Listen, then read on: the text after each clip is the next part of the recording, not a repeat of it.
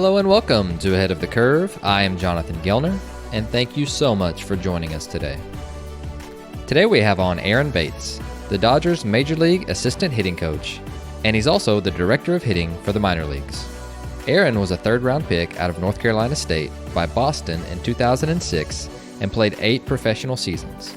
He logged 12 plate appearances with the Red Sox in 2009 before joining the coaching ranks. His final swings came with the Dodgers in 2014.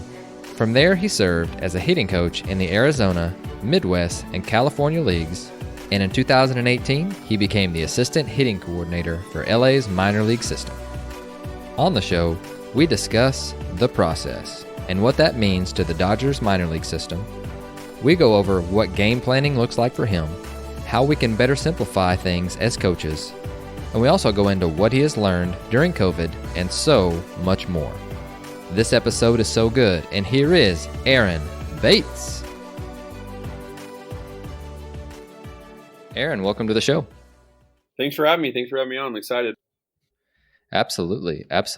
And so I've been doing a lot of research. I know that you have your hands full with multiple roles, and I know that there are a lot of people who spoke highly of you, and I'm so thankful to get you on the mic and to get to listen and learn from you today.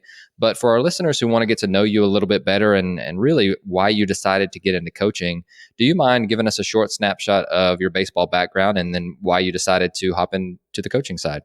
Sure. I went to North Carolina State University, was drafted by Boston in 2006 and worked my way up to that organization and briefly played in the major leagues in 2009 and then bounced around some other organizations. And I think all along while I was playing, I never had envisioned myself coaching at all. I guess was a student of the game in a sense and tried a lot of different things at the plate. And I always kind of felt some of my better hitting coaches as a player were my teammates. Obviously, I was fortunate enough to come up in Boston's organization when Theo and Ben Sherrington and Mike Hazen, who are all GMs in their own right now, and my hitting coordinator was a guy named Victor Rodriguez, who's the assistant hitting coach with the Indians now, and Vic and I are really close, and they just taught you the game a different way, and they taught you how to have good at bats, and really just so your manager could trust you when you walk up to the plate, pretty much. So that was kind of the background on my development as a hitter through the minor leagues, and then which definitely helped me later on in life and being a coach now. Even though at the time I had not planned on coaching, I would say coaching kind of found me. My last year playing with the Dodgers, I was just a veteran guy. I had gone to Double-A and was helping some of those young hitters, and at the time, John Watson was our farm director, and he asked me if I'd be interested in coaching the rest of the season. It was about, I think it was the beginning of August at this time in 2014. And DeJohn was real good to me, and he gave me an opportunity, and I just kind of enjoyed it, and it went from there. I was a AZL hitting coach for 2 years in Arizona, as my wife and I welcomed our son at the time in 2015. But yeah, I would definitely say coaching found me, and it was not something that I set out on wanting to do my whole life. It just kind of it popped up, and I enjoyed it.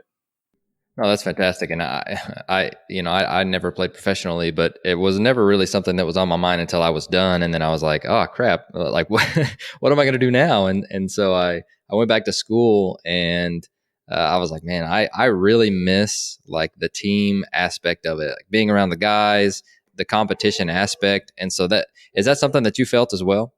Well, it was a little different only because, my mom's Puerto Rican, so I played in Puerto Rico every winter. So I was fortunate enough to play down there for 8 seasons. At the time, Alice Core was our GM, and we had played together down there for 3 or 4 years, and he retired and he went into the GM role.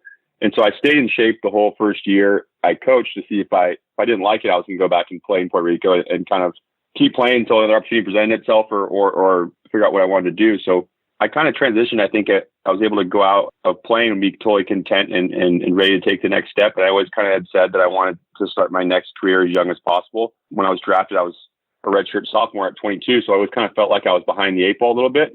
Whether it was true or not, it's just kind of how you felt like you wanted to be at the next level yesterday because of your age. So then when I decided to coach, I just said I'm going to be done playing at some point, and I'd rather start coaching at a younger age than wait and keep playing.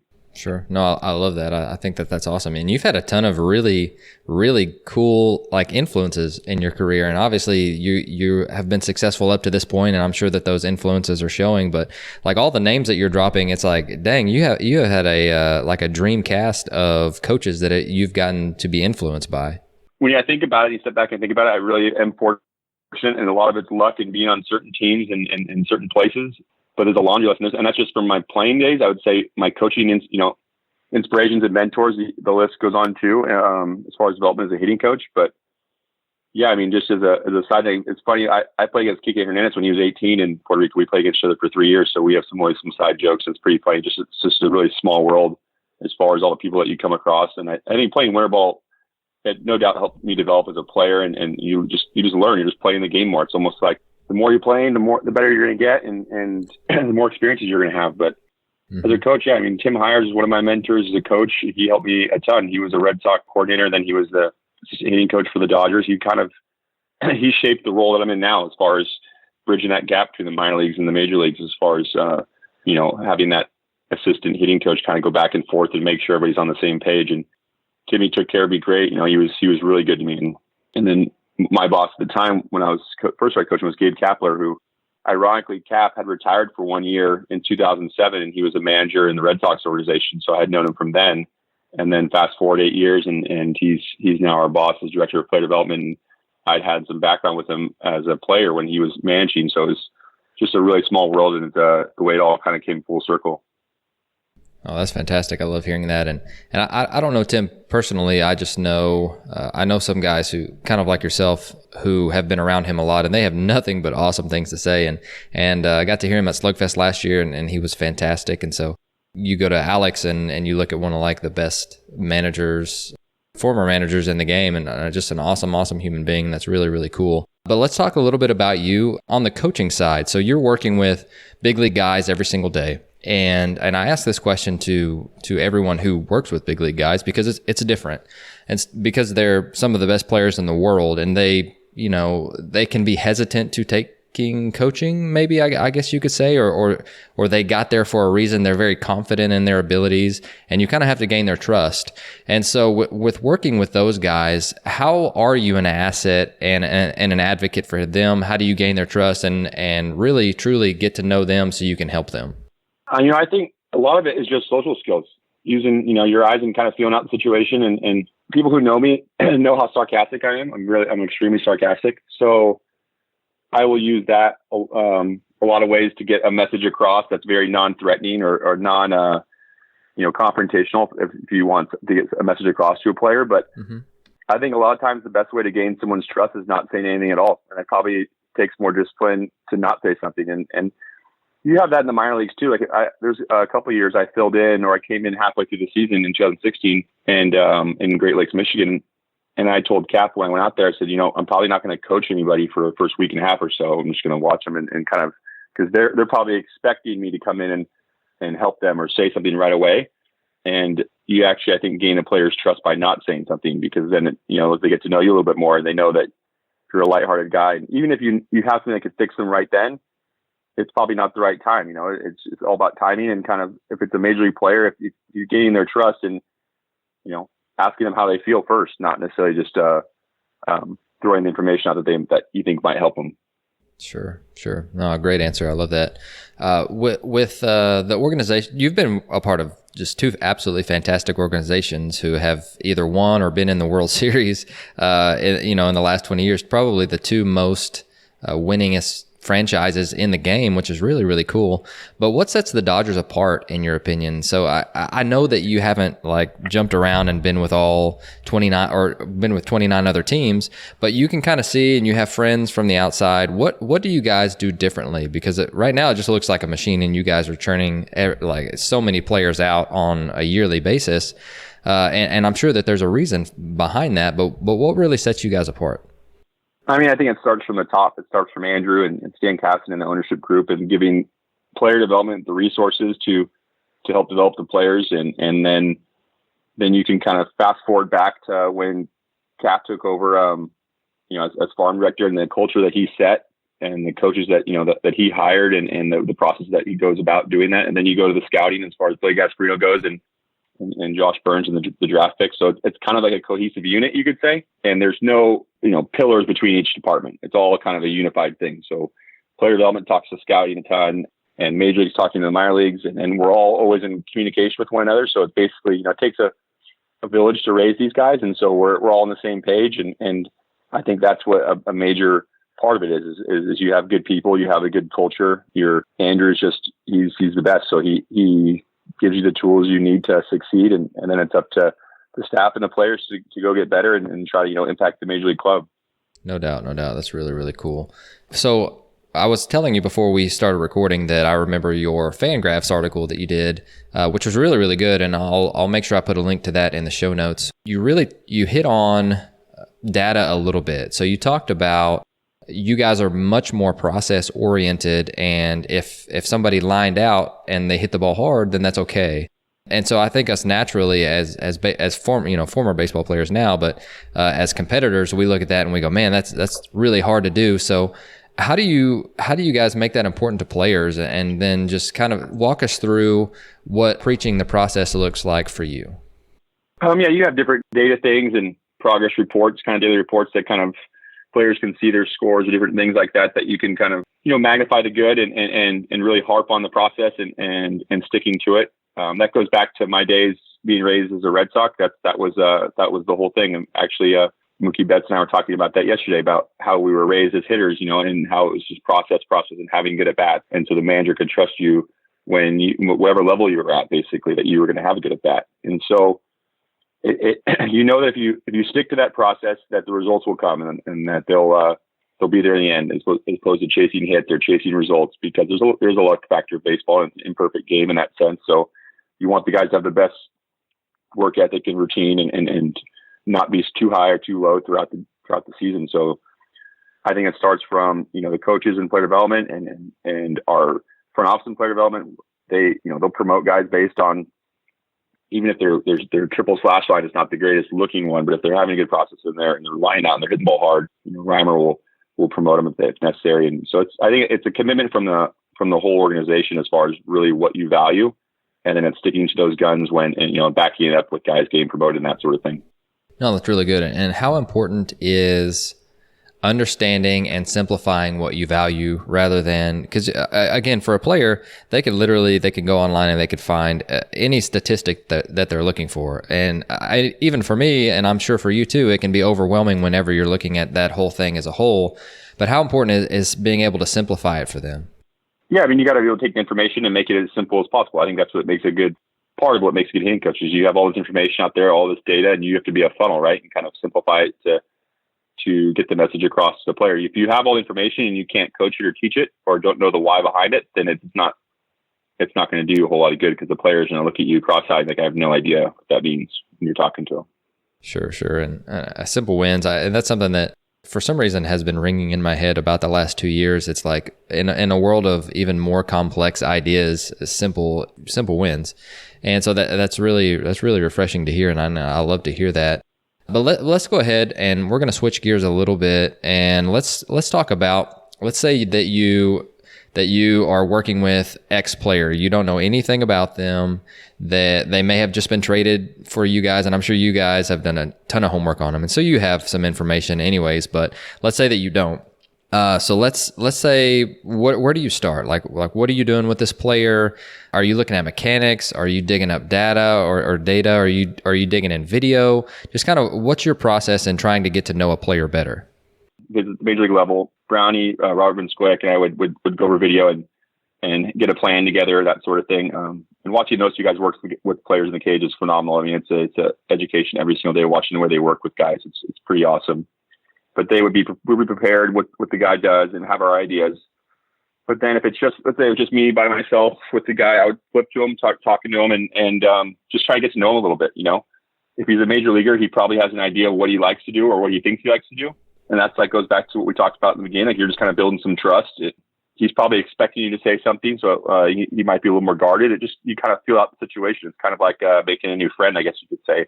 And then you ask him, I ask him, what is his miss, or what is he, when he goes bad, what is something that he does, so I could watch for or keep him on track and that sort of thing. But I think it's hard if you're going to come in, guns blazing to make a change. The player has to be prepared for that and given a heads up ahead of time, I guess you could say, from management or something like that. Or if it was an off-season thing, one of my mentors and guys we have, Craig Wallenbrock, if you send someone to Craig, or if we go out there with him, the player knows he's going out there to work with Craig, and or hitting coordinator Chris Anariska, they know they're going there to make some changes. When a guy gets traded, that's not necessarily always the case unless it's like localized to him, and it may or may not be. Just different situations come about. But that's the biggest thing. If it's not localized to him, it's just getting to know the player. You have to get to know him and build some trust with them, get some foundation going before you start talking about some things. No, that's great. I love that, and I think that obviously that's extremely important. It seems to be a common theme with the guys. It's just building that trust, just so you can help them. Like, I think that we as coaches, we all want to jump in right away if we see something, but it may be. I mean, we all have biases too. And I know that, man, I just cringed to think whenever I was early in my coaching career, how often I would say things and instead of doing what you're talking about, which is kind of taking a step back and getting to know them, getting to know their process. And by the time they get to you, they probably have one that's pretty good because, again, they're in the top 1% of players in the world. And man, I think about that and early in my career, and I just shake my head. I would do some things differently. Let's just say that.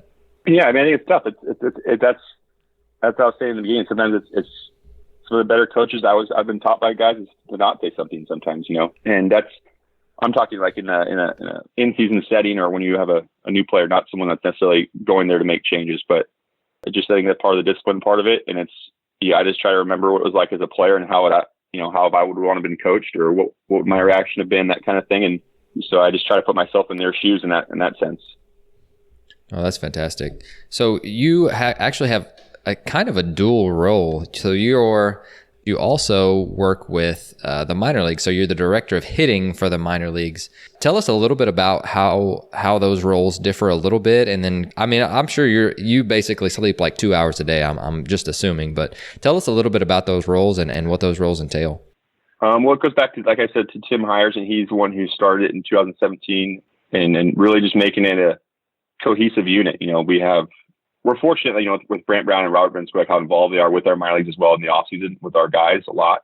Brownie and I live in Arizona, and Robert lives in LA. And so whether it's guys going out to LA or going out to Arizona, we're always working with guys from the top down from major leagues to minor leagues. And it's just the role is designed just to bridge the gap. So there's no hiccup when a guy gets called up to major leagues, or if it's information, so that we're basically all on the same page.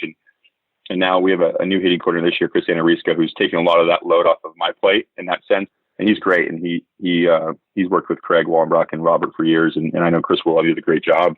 So it's made it a little bit easier for me because you have someone speaking the same language that's overseeing the whole department down in the minor leagues. And taking one step back, Will Rhymes, our farm director, who is an ex-player and phenomenal baseball guy and hitting guy, he actually, helps with that load a little bit too, as far as off of my plate. We all just kind of work together to make sure that when a guy gets called up or a guy's in AAA or a guy goes from AA to AAA or from high A to AA, they're all on the same page. So they don't get to some level and the coach is talking about something completely different, or, some hitting coach is saying, it's just keeping within the principles, but, saying it their own way. So that's way, it's a smooth transition, because there's been times, in other organizations as a player, you get to a new level and it's like, you feel like you're, it's different language or you have no idea what's going on.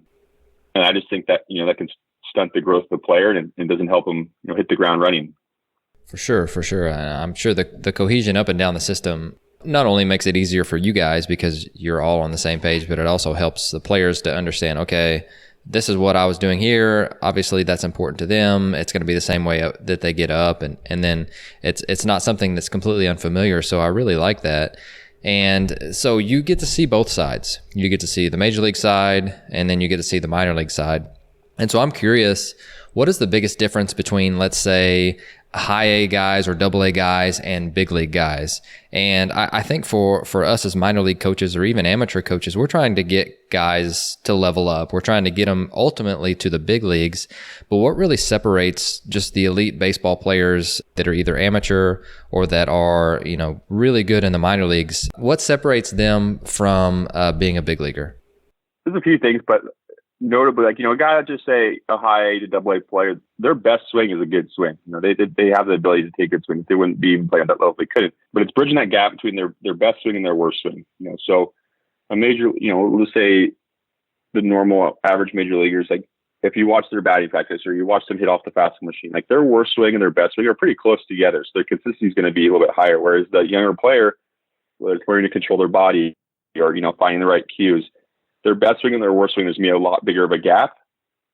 which then is going to hurt their consistency. So I think it's learning to, control their miss and manage their weaknesses, but it's kind of narrowing that gap between their best and worst swing. I think is one of the big differences when you see a major leaguer and a minor leaguer. Oh, really concise. I like that. I like that a lot. And so you're the director of hitting. And so inevitably you guys are going to have to make some changes, whether it's someone who has leveled up and they're struggling and they're finally getting exposed, or just, somebody that maybe you just acquired, or a young kid, just any of those situations. But you have to take into account that you've already built the trust, and there's somebody that's in your system, and those are things that you've mentioned come before any changes.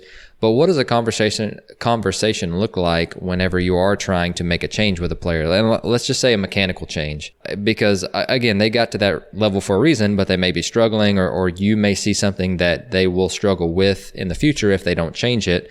But how do you go about having a conversation with a player, and what does that look like? In regards just to making mechanical changes as far as a young guy? Right. Yeah. Just somebody that you're like, that's probably not going to work, or they may have been exposed, which would be a little bit of an easier conversation, I'm sure. But I mean, we're all tied into and biased based on how we swing, and that's kind of how we've swung for our entire life. But you being at the major league level and director of hitting, you have some experience with seeing what works. And so what does that conversation look like for a player, whether they may or may not have come to you to try and make that change? I think it depends on the player. It depends on how open he is.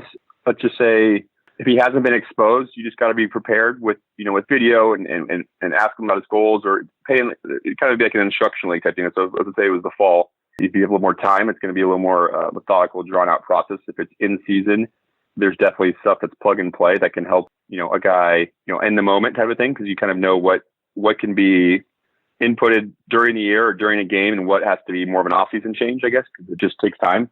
I guess you could look at it as like a golfer, what's going to get the guy through the round of golf, or is it the swing change this guy has to go through? So there's different times for both. Yeah, the conversation, I would just have video. I would have video of his good swings, video of his bad swings, and why we want to change something, and why that we don't think that will work, and why we think that'll be exposed. And then you have basically the information of how his body works. Is he able to make the changes? Does his body allow him to make the changes? Because it's not just a cookie cutter, one size fits all when it comes to the swing. That's equally important part. How does his body move? Is he a good mover? Is he loose? Is he really wound and tight? That kind of stuff. So I think there's a lot of factors into it that we have a lot of different departments, which we're fortunate with the Dodgers to have, that can give us information, whether it's R&D or our strength department, all these different tests that can help us make this player, the best version of himself. And that's the goal.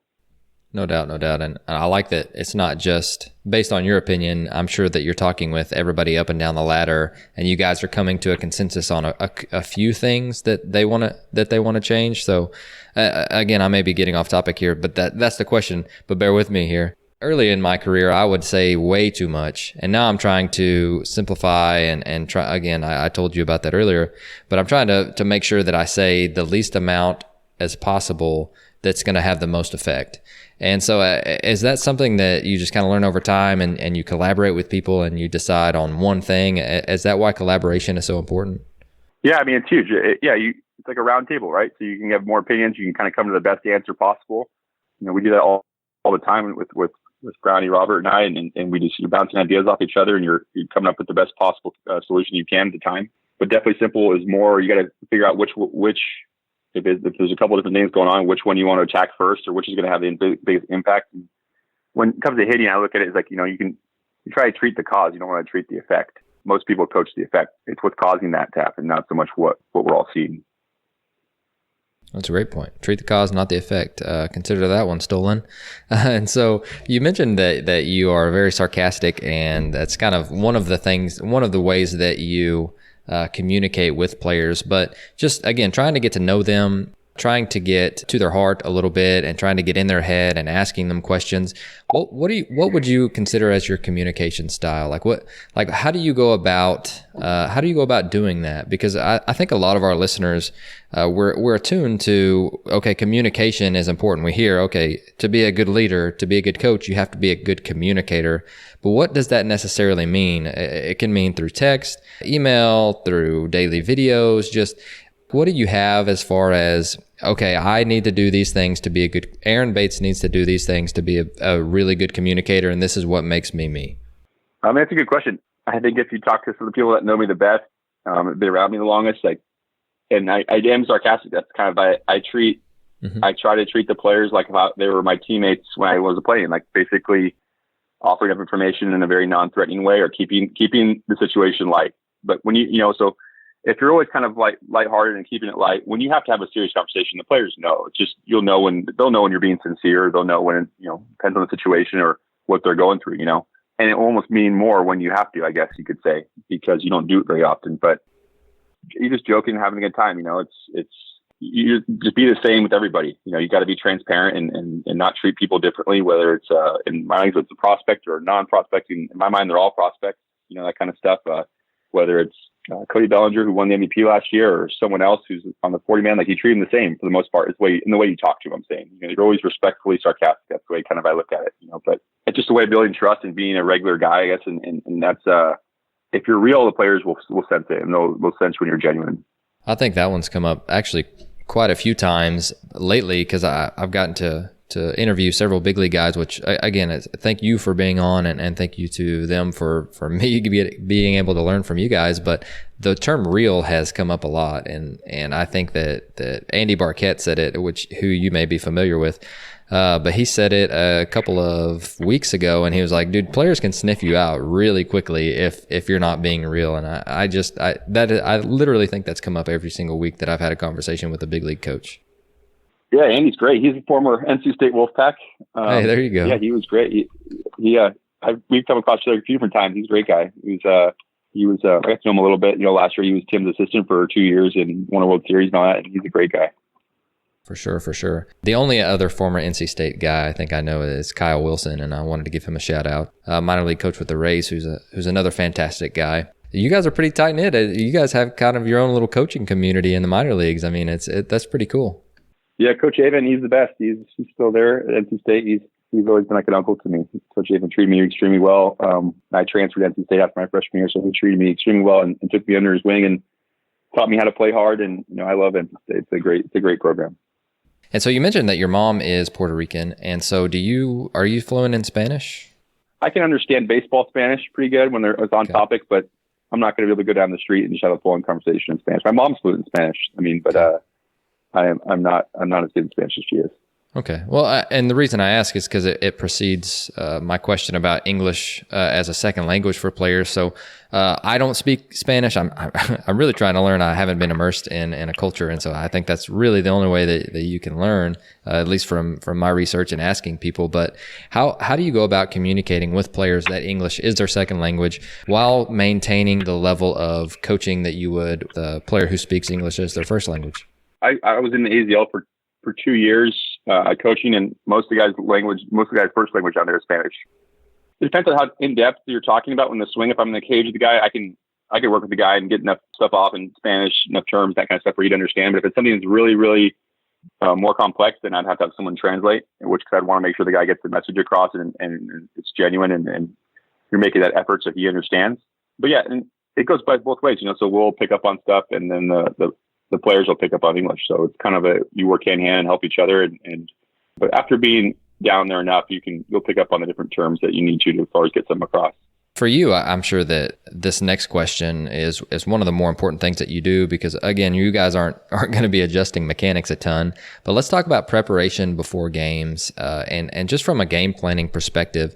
So let's say, obviously, you guys are going to be playing every day soon, which is such a blessing, and I can't wait to be watching some baseball and have some baseball on TV.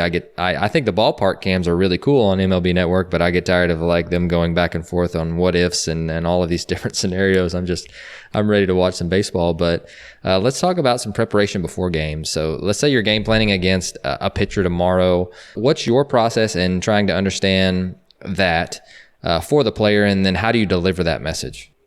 Everyone's different, and it's a great question. It's part of one of the big points of my job is making sure that the game planning is done at every level, because I think that's part of the stuff that can fall through the cracks going from the major leagues to the minor leagues. Obviously, the major league guys are used to it, and they game plan well. And it's individualized for the player. You kind of look at what the pitcher's tendencies are, and you have an idea of what he's trying to do, and then you try to match it up with what player X is doing, and then you present it to the player either in a group meeting or individual basis, depending on the situation.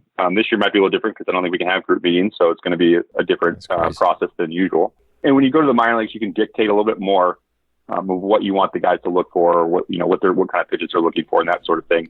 Just because you're teaching them too along the way. So, and as they get older, you want it to be a conversation. The best ones are the player-led conversations. The players lead the conversation. JT or whomever, like they're going to lead the conversation with the guy tries. David Freese, obviously, he was a great career, but unbelievable at that kind of stuff. So you try to start the conversation and get out of the way and let them do it. And then when the younger guys, you're going to probably do most of the talking and lead it. But as the season goes on, for instance, like the Cal League, Rancho, they play a lot of the same teams a good amount. So you'd like, the third time around playing a team, you'd like the players to lead the conversation and maybe get an older guy on the team. Hey, what did he do to you last time? Or what in general? So then they get them talking, because you want that dugout chatter to continue on in the dugout. Like, what's this guy doing to me? What's this pitcher doing? That sort of thing.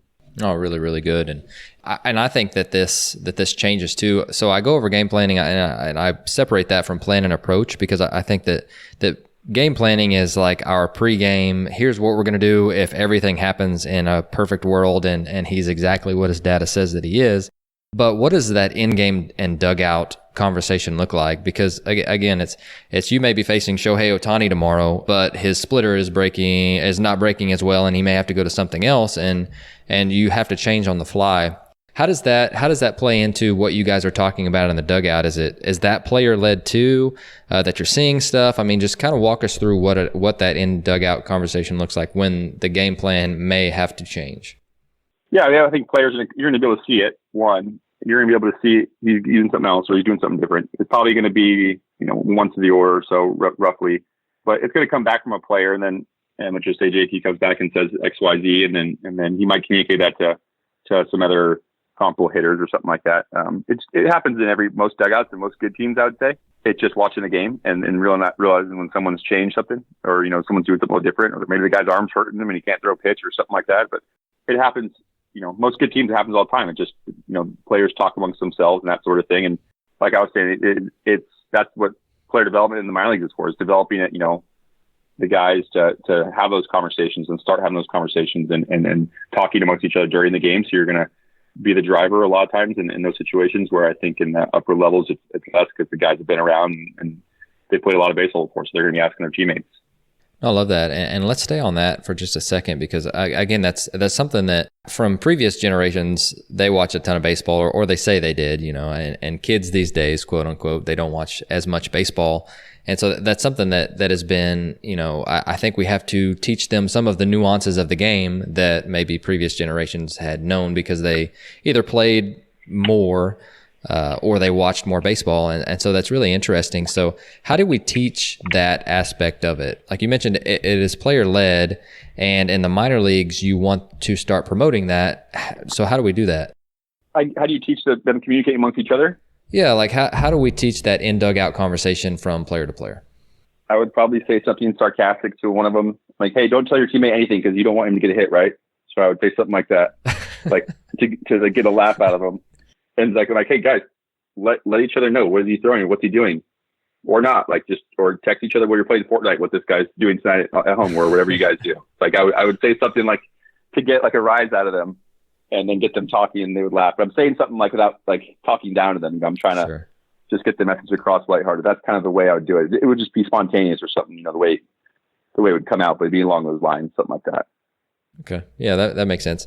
And just since you hit on that, I do want to go back to the game plan and when it's not working. I don't think it's like football where you have a game plan and you're just like, yeah, in the third quarter this play hasn't worked or whatever. But how long does it usually take before you start to realize that, okay, a pitcher may not have this today, or he's doing this different today? Is it like the first inning for really good teams, or is it like, okay, let's get to the third or the fourth, maybe the second time through the lineup before we start changing the way we're thinking about how he's going about his business?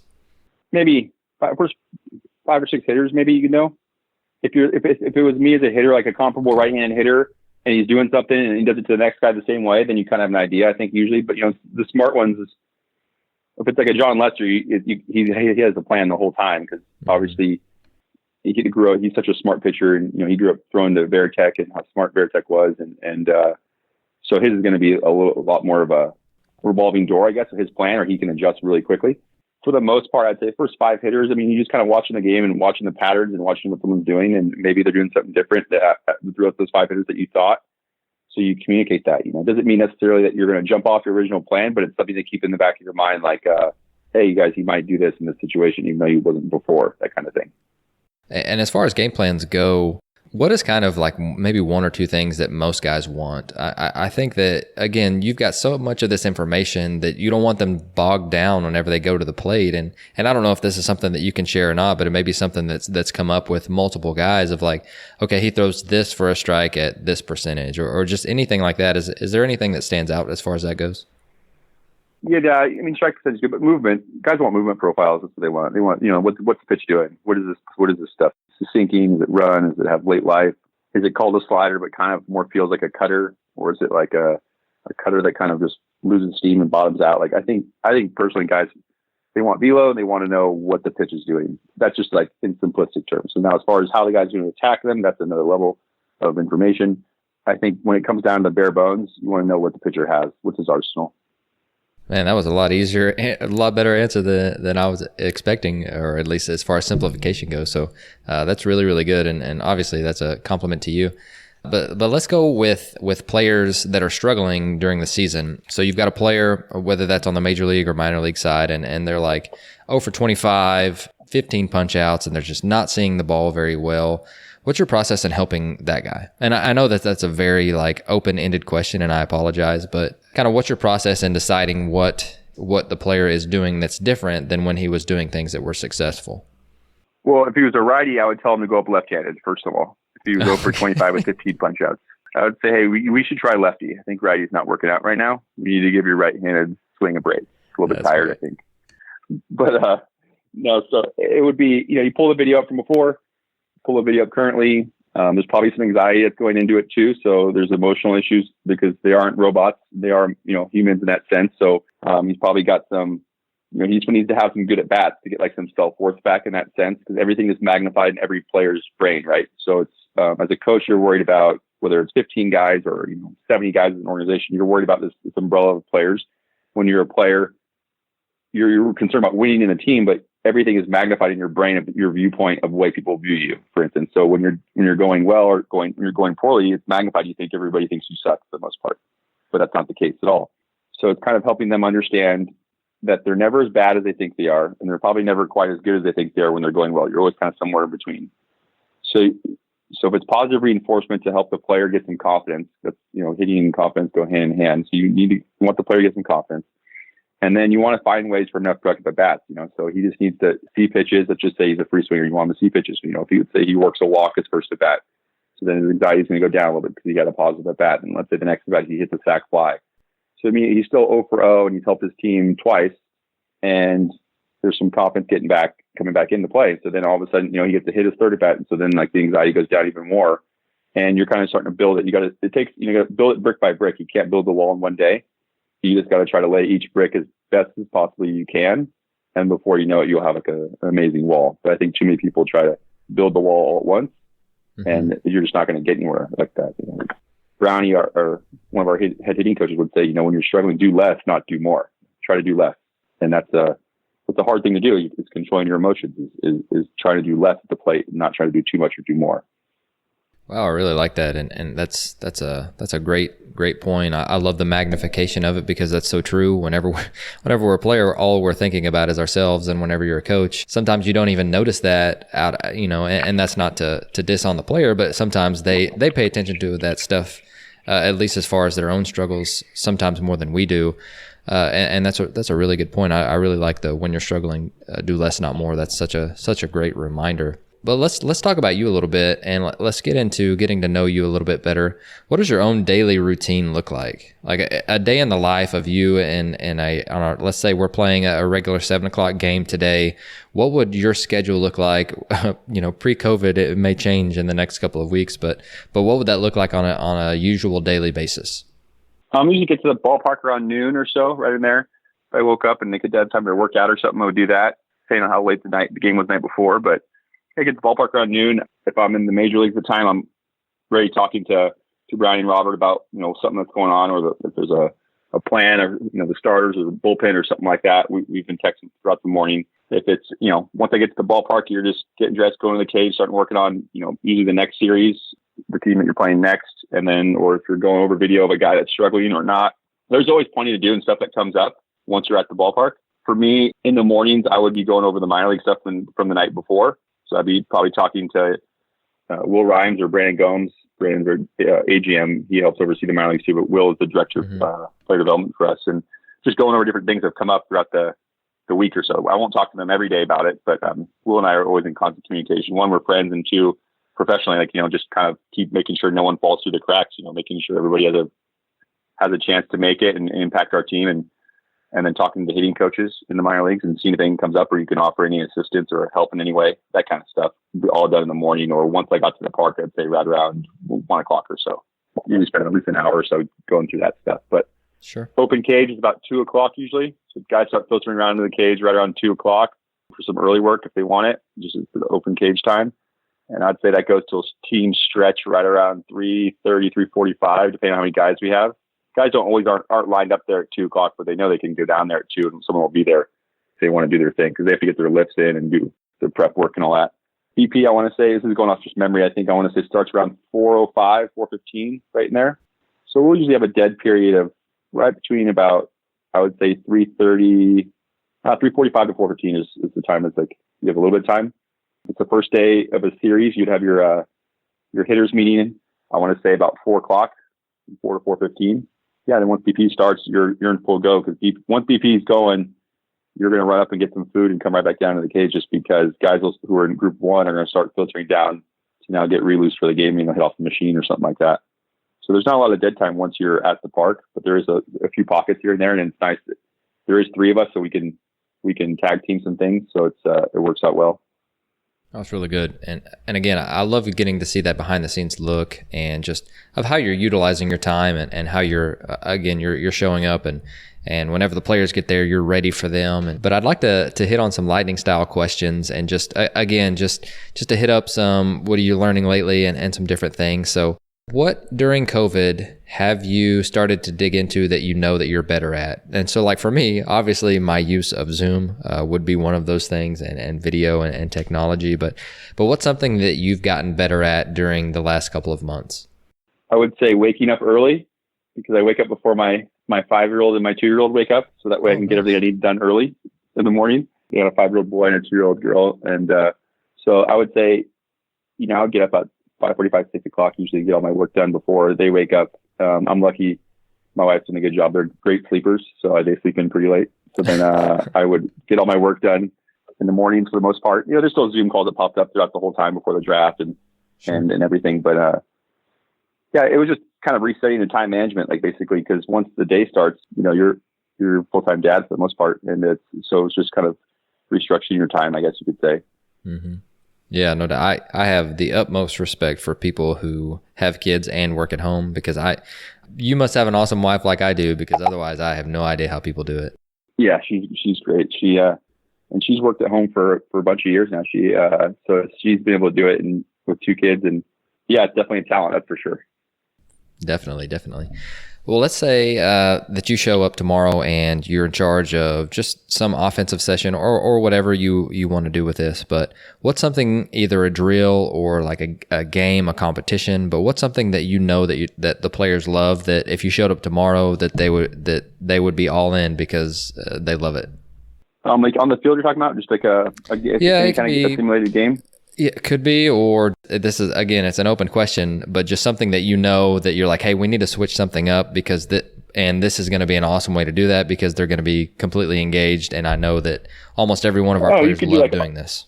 You could play like Oppo, home run derby, something like that, center field, and have guys start betting or something like that, that kind of thing. You just make a game within the game. It doesn't have to be a home run derby. It could just be situations, or you just say infield in, but like throw counts on it. So like 3-1 count, infield in, or 2 strikes, infield back, or little things, and make it like point systems, or just get them going, that kind of stuff. Just so it's not just mindless swings. I think everyone falls into the pattern of just the mindless swings, and it's better the more situations you can attach to something, the more hyper focused the player is going to be. And it also increases their margin for error. It's not just a fly ball out now. It was a sac fly, so in their mind. So it's kind of a way of getting something out of it. And I have a sneaky suspicion that you may be talking crap during this time too. Yeah, I mean, just depends with the situation, but yeah, usually. I just want to throw that out there. After getting to know you for the past hour, it seems like something that you may do. What's something that you want your players to do that may go unnoticed by other people, but that you think is important? It's being a dependable hitter. It's being a hitter first.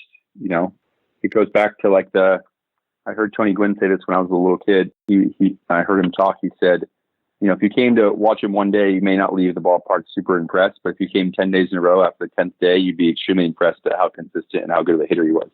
I think in this day and age with home runs and Sports Center Baseball Tonight, all they show is the home runs. They don't necessarily show they're showing the knockout blows. They're not showing the jabs that got to the home runs. So I think what I would wish for every one of our hitters is be a hitter first. Take pride in being a tough out and take pride in being a good hitter, and let the home runs and all that other stuff come on their own. They'll happen when they happen, but take pride in being a good hitter. I love that. What is your biggest coaching pet peeve? I think just in general, one of the things I try to remind myself as a coach is just egoless coaching. You can't have an ego when you're coaching. Yeah. Egoless coaching, and you're always learning as a coach yourself. The pet peeve would be coaching out of context, I guess you could say, is when you could send me a swing of somebody and I could tell you what's wrong or right with it, but I don't know the context or the background of how that swing got to that place, so his coach would know, the person's coach would know how it got there. So I think coaching out of context, one, can be super dangerous because you don't know the person's body or what they've been trying to do unless you're having a communication with that coach. So that's another thing. So if I'm watching a swing in the minor leagues, I'm not going to go call the player myself, even though I can see his swings. You talk to the coach first. Always, you talk to the coach because he's delivering the message, and that's part of the reason why the Dodgers hiring process is so rigorous in a sense, because we all want to be on the same page. But the coach knows the context and what the player is going through emotionally and physically the day before, so he's going to have a better way of getting that message to land or fixing it in a sense, as opposed to me. Basically, long distance coaching is what I'd call it. It's not going to be the best, most productive way of doing it, just because I don't know the context of it. And I think that happens a lot in this day and age, especially with social media and with all the Instagram and the Twitter and all that stuff. I'm not saying all the information out there is bad, good, or what have you. Just there's no context or basis of it, and there's no basis that a lot of that stuff holds up in a game. It can hold up in a cage or a controlled setting. But what about when you're facing Strasburg and he's got, he's throwing 96 with a 91-mile changeup and you got to hit between speeds? Your exit velo was great in the cage, but there's no adjustability in the swing, that kind of stuff. So I think that long distance coaching can be reckless, and I think that coaching out of context, it can also be reckless.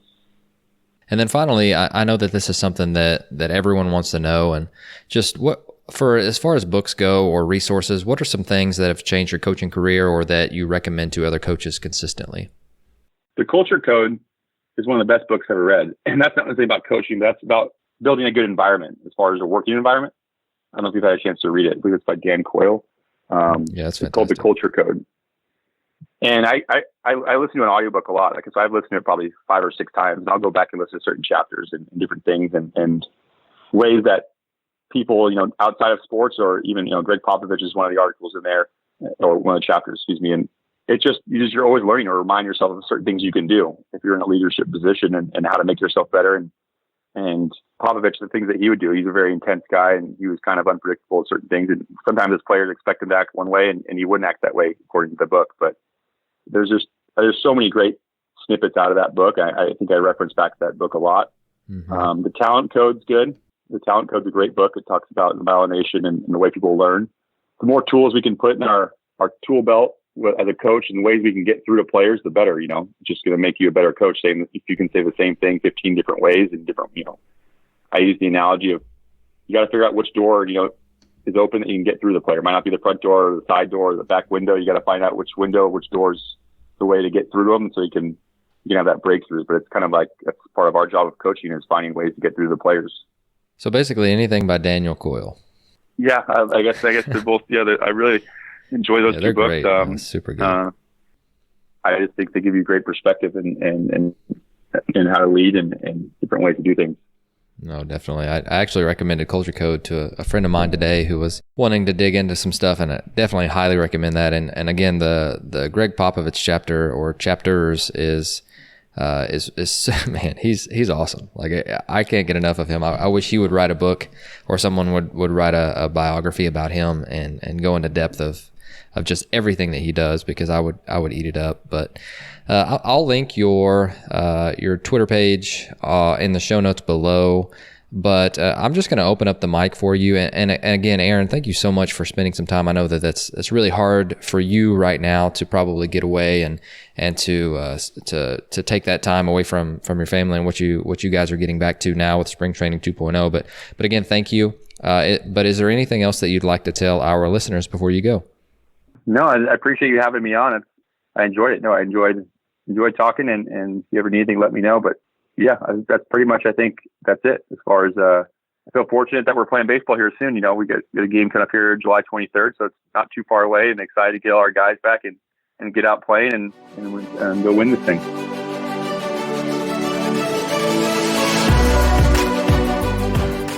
Thank you for listening to Ahead of the Curve. You can subscribe on your favorite podcast platform, which could include Apple Podcasts, Google, Spotify, Stitcher, or YouTube. And if you're enjoying the podcast, please share it on social media to help get the word out. Once again, thank you for joining us.